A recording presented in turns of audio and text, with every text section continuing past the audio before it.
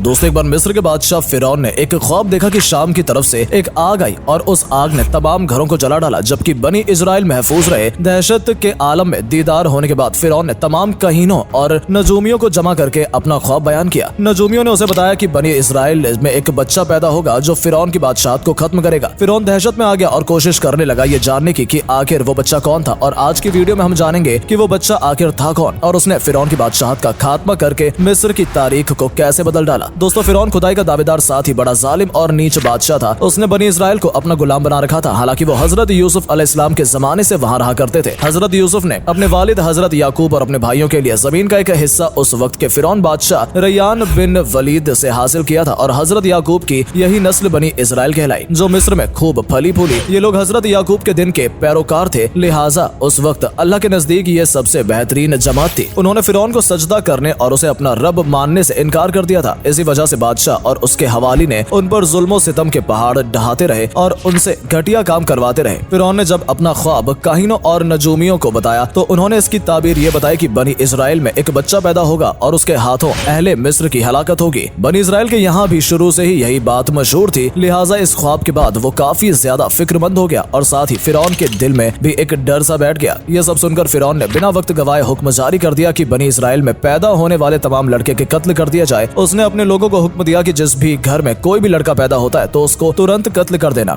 इस हुक्म के मुताबिक फिरौन के हवाली और उसके सिपाहियों ने हर मुमकिन कदम उठाया ताकि कोई भी पैदा हुआ लड़का जिंदा न बच पाए, लेकिन अल्लाह के फैसले अटल होते हैं। देखते ही देखते बनी इजराइल के हजारों जन्मे बच्चे ज़िबा कर दिए गए। फिर एक वक्त वो आया जब महल के कुछ सरदारों ने फिरौन से कहा कि अगर बनी इजराइल के लड़कों का इसी तरह कत्लेआम होता रहा तो हमें आइंदा यानी आने वाले भविष्य में खिदमतगार मिलना मुश्किल हो जाएगा, और फिर हमारे ये कमतर घटिया और गलीज काम कौन करेगा। इस पर फिरौन ने हुक्म जारी किया कि 1 साल छोड़कर बच्चे कत्ल किए जाए। इन दिनों हजरत मूसा को वालिदा अपनी हमलत के इब्तिदाई दिनों में थी। अल्लाह ने उनकी हिफाजत का सामना इस तरह फरमाया कि उनकी वालिदा पर मामूल के मुताबिक हमल के आसार जाहिर नहीं हुए, जिसकी वजह से आप फिरौन की छोड़ी हुई दाइयों की निगाह में न आई। उन्होंने इस बात को छुपाए रखा यहाँ तक कि पैदाइश का वक्त आ पहुंचा और उन्होंने एक बच्चे को जन्म दिया। इस बारे में सिवाय करीबी लोगों के कोई नहीं जानता था। नजूमियों ने फिरौन को इत्तला दी कि बच्चा पैदा हो चुका है। इस इत्तला ने सिरों को बदहवास कर दिया। उसके सिपाहियों ने घर घर तलाशी शुरू कर दी। हजरत मूसा के भाई हजरत हारून साले अमान में पैदा थे, जबकि हजरत मूसा कत्ल वाले साल में पैदा हुए। हजरत मूसा की वालिदैन सख्त परेशान थी। 3 महीने तक उन्होंने हजरत मूसा को छुपाकर रखा, लेकिन ज्यादा अरसे तक बच्चे को शाही जासूसों की नजरों से छुपाकर रखना मुमकिन नहीं था। फिर भी वो अपनी पूरी कोशिश करती रही, यहाँ तक कि उनके पास अल्लाह का हुक्म आ गया। ये हुक्म अल्लाह ने उनके दिल में डाला था, यानी अलका किया था। हजरत मूसा की वालिदा के दिल में ख्याल आया कि ताबूत की तरह एक संदूक बनाया जाए और उस बच्चे को उस संदूक में रखकर दरियाए नील के बहाव पर छोड़ दिया जाए। हजरत मूसा की माँ ने अल्लाह के हुक्म के मुताबिक बच्चे को संदूक में रखा और दरिया में छोड़ दिया। साथ ही मूसा अलैहिस्सलाम की बहन से कहा कि तुम इसके पीछे पीछे चलती जाओ। लिहाजा वो दरियाए नील में मौजों में चले और उनकी बहन किनारे किनारे चली। अपने भाई की निगरानी करती जा रही थी कि दरिया में डालने के बाद कहा जाते हैं संदूक बहता हुआ महल के तालाब में पहुंच गया। वहाँ फिरौन की बीवी मलका और कुछ ख्वातीन मजे कर रही थी कि तभी संदूक पर मलिका की नजर पड़ी और उसने कनीजों को हुक्म दिया कि संदूक को तालाब से निकाल लाओ। तालाब से निकलने के बाद जब संदूक खोला गया तो उसमें एक हसीन और तंदुरुस्त बच्चा आराम से लेटा हुआ अंगूठा चूस रहा था। मलिका बहुत खुश हुई, उसकी आंखों में ममता उतर आई। प्यार और मोहब्बत से उन्होंने बच्चे को गोद में लिया। मलिका ने सोचा कि उस बच्चे को बेटा बनाकर पालना चाहिए। महल में किसी ने यह अफवाह जाहिर की कि यह बच्चा बादशाह की सल्तनत को खत्म करने का सबब भी बन सकता है। फिरौन के दिल में भी यह ख्याल आया कि कहीं यह बच्चा बनी इजराइल का वो लड़का ना हो जिसके बारे में वो नजूमियों की पेशन गोई की थी। लेकिन फिरौन की बीवी ने कहा कि यह भी तो हो सकता है कि यह बच्चा हमारी आंखों को ठंडक बने और ये हम इसको अपना बेटा बना लें। फिर इस पर फिरौन ने कहा कि सिर्फ तेरी आंख की ठंडक है, मेरी नहीं। मैं नहीं चाहता बनी इजराइल का कोई बच्चा मेरी निगरानी में पले, लिहाजा ये सिर्फ तेरी ही आंखों की ठंडक है। हजरत इब्न अब्बास फरमाते हैं कि अगर फिरौन ये बात कह देता कि ये मेरी भी आंखों की ठंडक है तो अल्लाह ताला उसे हिदायत दे देता, लेकिन उसने ये कहा कि ये सिर्फ तेरी आंखों की ठंडक है। मलिका ने इस बच्चे का नाम मूसा रखा, जिसका मतलब होता है वो शख्स जो पानी से निकाला गया हो। बच्चे को जब महल में ले जाया गया तो उसने दूध के लिए रोना शुरू कर दिया। बच्चे के पास दूध पिलाने वाली औरतें लाई गई, लेकिन बच्चे ने किसी औरत का भी दूध नहीं पिया। औरत भी आपको दूध पिलाने की कोशिश करती नाकाम हो जाती। इधर मूसा अलैहिस्सलाम की बहन दूर खड़ी ये सब देख रही थी। मूसा अलैहिस्सलाम की बहन ने फिरौन की बीवी से कहा, क्या मैं तुम्हें ऐसा घर ना बताऊं जो इस बच्चे की तुम्हारे लिए परवरिश करे और इस बच्चे की खैरखा हो, इसलिए कि वो एक गरीब घराना है। जब उन्हें मालूम होगा कि ये बच्चा फिरौन के घर से आया है तो उन्हें इनाम आकराम मिलने की उम्मीद रहेगी। इस घर में नेक सीरत खातून है, वो इस बच्चे को बखुशी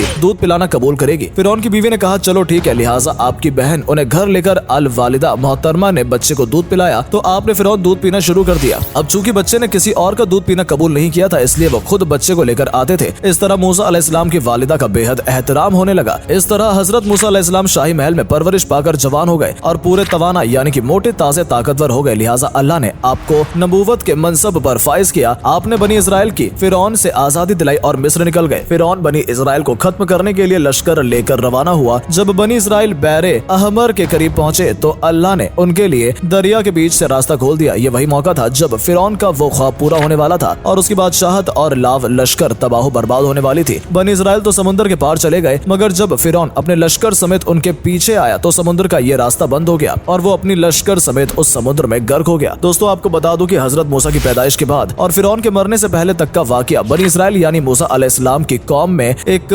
आजमाइश थी। समुद्र के उस किनारे तक पहुंचने के बाद जब तक एक तरफ पानी और सामने फिरौन का लश्कर था, तब भी बनी इजराइल के लोगों ने अल्लाह की जात पर पूरा यकीन नहीं किया था और हजरत मूसा उन्हें यही समझा रहे थे कि अल्लाह उन्हें मिस्र से निकालकर फिरौन के जुल्म से निकालकर अगर यहाँ तक लाया है तो उसने आगे भी हमारी हिफाजत का कुछ न कुछ तो जरूर सोचा होगा। फिर अल्लाह ने मूसा अलैहिस्सलाम से फरमाया कि छड़ी को पानी में दे मारो। जो कि मूसा अलैहिस्सलाम ने छड़ी को पानी में दे मारा तो दरमियान में रास्ता खुश्क हो गया और अल्लाह के हुक्म से बनी इजराइल की कौम पानी में उतर आई, जहां अल्लाह ताला ने कौम को पार करा दिया और फिरौन को गर्क कर दिया। दोस्तों, इन सब से ये सीखने को मिलता है कि अल्लाह का मुजज़्ज़ा सब्र मांगता है, जिसे आसान भाषा में हम कहते हैं कि अल्लाह के घर देर है अंधेर नहीं।